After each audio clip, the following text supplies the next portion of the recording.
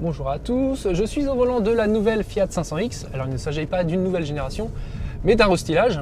On retrouve les nouveaux codes de la Fiat 500 classique avec des phares full LED, un pare-choc avant et une calandre qui ont été complètement redessinés. À l'intérieur, on a le droit à une nouvelle instrumentation un peu plus lisible et on a un tout nouveau volant.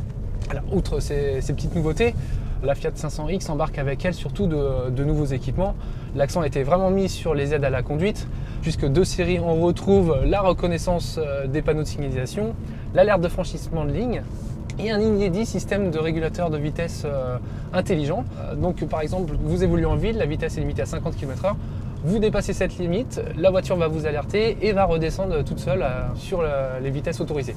Parmi les équipements supplémentaires, des équipements qu'on retrouve au fur et à mesure que l'on monte en gamme, on a un écran Full HD de 7 pouces qui sera couplé aussi au système Mirror Screen.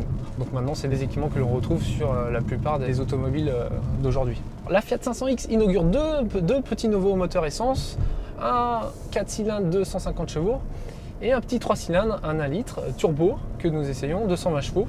Un petit moteur qui nous a complètement emballé puisqu'il n'émet aucune vibration, s'avère très silencieux, super agréable à utiliser. Bon, certes, en dessous des 2000 tours minute, il manque un peu de couple, mais au-delà, une fois qu'on ce cap franchi, c'est vrai qu'il fait preuve d'une certaine volonté.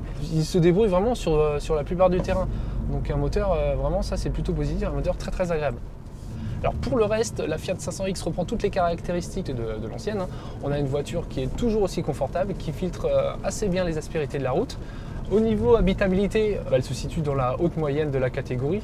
Donc là aussi, c'est une voiture plutôt pratique pour le quotidien. Alors les tarifs, eux, débutent à 18 990 € pour le petit moteur essence en entrée de gamme urbaine, sachant qu'il existe également plusieurs finitions, dont la finition Cross avec un look un peu plus baroudeur, et elle est affichée à 22 990 €.